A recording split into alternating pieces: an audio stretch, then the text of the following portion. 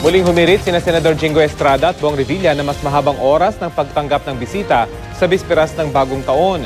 Balita hatid ni Salima Refran. Araw ng Pasko, tuloy ang dating ng mga kaanak at bisita ng mga nakakulong na senador na sina Jingo Estrada, Bong Revilla at Juan Ponce Enrile. Sa PNP Custodial Center kung saan nakadetene sina Estrada at Revilla, walang patid ang pagdating ng bisita. Pero kapuna-punang mas nagigpit pa sa media. Maging pag-ikot sa lugar, ipinagbawal. Sir, bakit po bawal? Ano niyo sa Bakit nga po sir bawal? Ayon sa Philippine National Police o PNP, lumampas sa oras ng dalaw ang mga bisita ni Estrada at Revilla. Mula 1:00 hanggang 5:00 ng hapon lang kasi ang visiting hours sa mga nakadetene sa PNP Custodial Center. Nag-request sila actually ng extension but it was already late. Kaya ito was denied by the Headquarters Support Service. Nag-request sila pero late na-assume nila na ito ay ma-aproban. So medyo nagkaroon lang ng late na paglabas. Hindi naman sinabi kung hanggang anong oras inabot ang salo-salo at pamisa ng dalawang senador.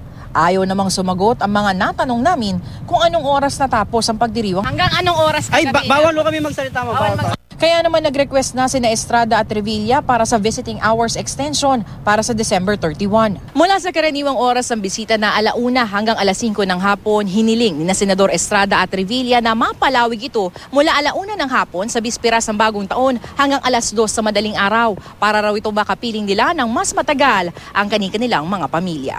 Nanindigan naman ng PNP, walang VIP treatment sa mga senador, pero meron silang pakiusap sa mga kaanak ni Estrada at Revilla. Siguro ang hiling lang natin dyan, sumunod lang din sila kung ano yung hiniling nila na 1 to 2 a.m. Then before 2 a.m. o exactly 2 a.m. wala na ring tao doon. Para naman sa kapakanan din ng mga ibang kasamahan nila doon sa loob. Matatanda ang noong magdiwang ng wedding anniversary, si Estrada at asawa na si Presi napulaan ng PNP sa umano'y special treatment sa mga senador. Bukod kasi sa maraming pagkain, lumampas din sa oras ang selebrasyon. Si Senador Juan Ponce Enrile ipinagdiwang ang Pasko sa maliit na salo-salo at film showing ng pelikulang Hari ng Tondo sa specialty ward ng PNP General Hospital.